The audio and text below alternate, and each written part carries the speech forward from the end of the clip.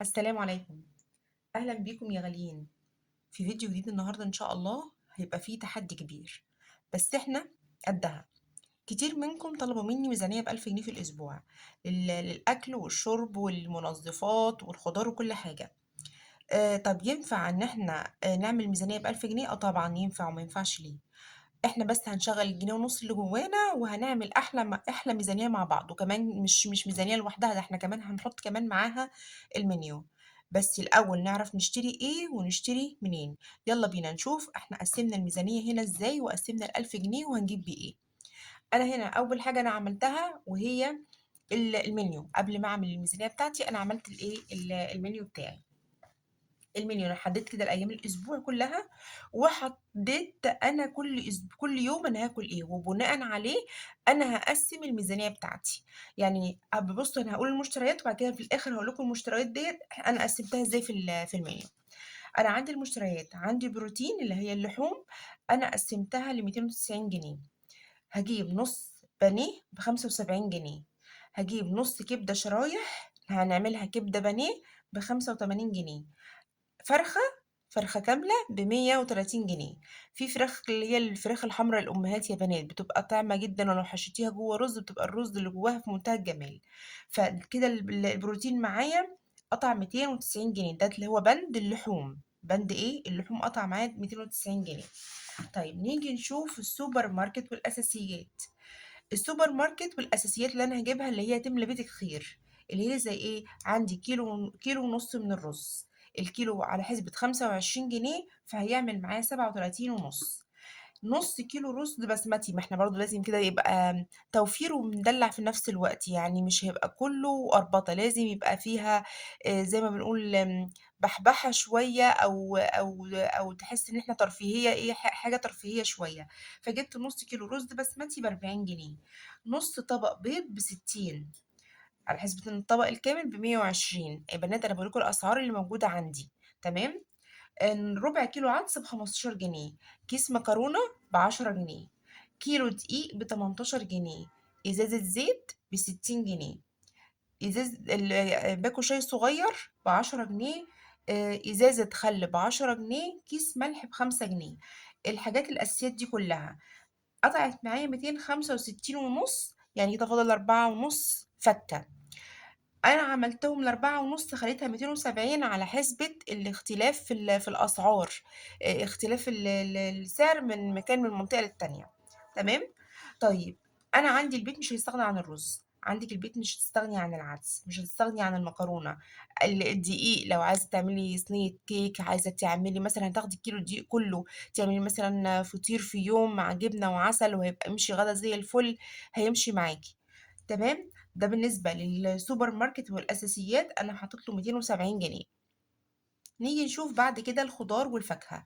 الخضار والفاكهة، أنا عايزة أجيب الخضار اللي كمان يمشي معايا، مش على قد الغدا بس، أنا عايزة كمان هيمشي معايا فطار. يعني مثلا لو جبت بطاطس هعمل منها بطاطس محمرة للفطار. مثلا لو جبت بتنجان ممكن مثلا أقلي بتنجان أو فلفل جنب الفطار. أعمل شوية مسقعة على الغدا، فتمشي الخضار اللي هجيبه هيمشي معايا فطار وهيمشي معايا غدا. جبت قرنبيطة ب25 جنيه. نص كيلو فلفل ب10 جنيه. كيلو ونص بتنجان من اللي هو الرومي يا بنات، بتنجان الرومي الكيلو ب10، جبت كيلو ونص ب15. خضرة ب5 جنيه. بس الخضرة ب5 جنيه اعملي حسابك ان يكون فيها حزمة كرات، عشان خاطر احنا في هنا طعمية في الفطار والعشاء، عشان تعملي بيها نص كيلو طعمية. يبقى الحزمة الكرات اللي رابطة ب2 جنيه. والخضار اللي هو الشبت والبقدونس والكزبرة الرابطة فيه بجنيه. فانت هتجيبي ايه؟ هتجيبي 3 ربط من اللي هو الشبت والبقدونس، وهتجيبي واحدة من حزمة الكرات، يبقى كده ب5 جنيه خضرة. هنجيب كمان 2 كيلو طماطم ب25 جنيه. وهتجيبي 3 كيلو بطاطس ب30 جنيه. وكيلو واحد من البصل هيكفيكي الأسبوع وهيفيد كمان ب10 جنيه. يبقى كده فاضل معايا كده الخضار والحاجات دي ب130 جنيه، فاضل معايا 70 جنيه للفاكهة. أي نوع فاكهة أو أي نوعين فاكهة في حدود ال70 جنيه هتجيبيهم. عندك اليومين دول في الموز، في اليوسفي، في البرتقان، في الجوافة. في الفراولة، أي نوع أو نوعين تحبيهم عايزة تجيبيهم للولاد هاتيهم خلال الأسبوع. طيب أنا عندي للفطار والعشا، أنا حطيت نص كيلو فول من التدميس، هتدمسي الفول في البيت، هيعمل بدل ما تروحي تجيبي بعشرة جنيه كل يوم، لو جبتي ب10 جنيه فول، ما هو ال5 جنيه ما عادش فيه دلوقتي، بيدوكي حبة صغننين قد كده اهوت. فانت لو جبتي ب20 جنيه فول هيعمل لك كمية حلوة جدا جدا تكفيك الأسبوع كله. هتطلعي منه كل يوم على الفطار او على العشاء، هيكفيكي الاسبوع كله. وهتجيبي نص كيلو فول مدشوش اللي هو بتاع الطعمية ب20 جنيه، برضو هيطلع لك كمية، واحنا عملناها يا بنات مع بعض في الفيديو. شوفوا الكمية اللي طلعت قد ايه، ما شاء الله اللهم بارك، يعني تكفيكي الاسبوع وما شاء الله تمشي معاكي زي الفل. 2 كيلو لبن، لبن جمسي، الاتنين كيلو ب70 جنيه، كيلو ب35 دلوقتي يا بنات. جبنة، أنا حاطة لها 70 جنيه. عايزة تجيبي بقى نص كيلو جبنة قريش ب40 وب30 جنيه علبة جبنة، تمام. عايزة تجيبي بيهم كلهم جبنة قريش، تمام. عايزة تجيبي علبة كبيرة وعلبة صغيرة من الجبنة اللي هي الشركات ديت، زي ما بتحب الأجبان هاتيها، تمام. تبقى في بند الفطار والعشاء حطيت له 180 جنيه. طب الفطار والعشاء هيبقى عبارة عن ايه؟ هتعملي في يوم طبق فول جنبه طبق طعمية، احنا جايبين هنا بيض، هنعمل بيضتين كده، هنعملهم زي زي العجة كده السريعة، اللي هو معلهم معلقتين دقيق مع معلقتين لبن مع بشرة طماطماية مع شوية خضرة صغيرين، وهيتربوا مع بعض، وهتقليهم في الطاسة مع إيه، الجبنة. يوم تاني لأ، ده أنا هاقلي بطاطس وهاقلي بتنجان وأطلّع معاهم جنبهم طبق فول. لأ، يوم هاعمل طعمية وهاعمل بطاطس مقلية وأطلّع جنبهم طبق جبنة. فأنتِ بتصرّفي أمورِك وبتنظّمي أمورِك على حسب المتوفر عندِك في البيت، تمام؟ على بند المنظفات معايا، عندي 2 لتر من صابون المواعين ب20 جنيه، اللتر ب10 جنيه، يبقى اللترين عاملين 20 جنيه. صابون التويلت صابونة ب15 جنيه، وكيس مسحوق غسيل ب25 جنيه، كده المنظفات معايا عملت 60 جنيه. طيب أنا دلوقتي جبت المشتريات ديت، جبت الفراخ جبت الفرخة وجبت البانيه وجبت الكبدة، هصنف بقى الحاجات دي ازاي خلال الأسبوع. حاجات الفطار والعشا إحنا لسه قايلينها، قُلنا يوم هتطلّعي الفول كيس فول مع كيس طعمية مع طبق بطاطس وهيعدّي اليوم، جنب العيش وجنب شوية مخلِّل. طيب يوم تاني هتطلّعي جبنة وهتطلّعي كيس طعمية وهتطلّعي كيس فول، أو هتقلي حبّة بتنجان جنبهم وهيعدّي اليوم. من الحاجات اللي موجودة عندِك في البيت وأنتِ بتدبّري أمورِك في الفطار وفي العشا. عندِك دقيق، ممكن تاخدي كوبايتين من الدقيق وتعملي اللهم صل على سيدنا محمد، تعملي صينية كيك كده في العشا جنب كوباية شاي للولاد، كوباية شاي بلبن والكيك، ويبقى دوّة عشا فيهم. بالحاجات الفطار والعشا من الخضار والحاجات اللي إحنا جايبينها في الفطار والعشا هتمشّي معاكِ.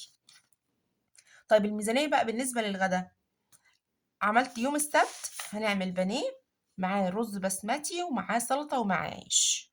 طب بالنسبة ليوم الحد، أنا عندي جايبة هنا عدس أصفر، هعمل كشري أصفر وجنبه سلطة، أنا جايبة نص طبق بيض، هاخد منه 3 4 بيضات هدحرجهم في القلاية أو في الطاسة اللي انت بتقلي فيها البيض، هتدحرجي بعد ما تسلقي البيض هتدحرجيه بمعلقة سمنة، وهتكسريه كده وتحطي رشة فلفل أسمر عليه وجنبه مخلل.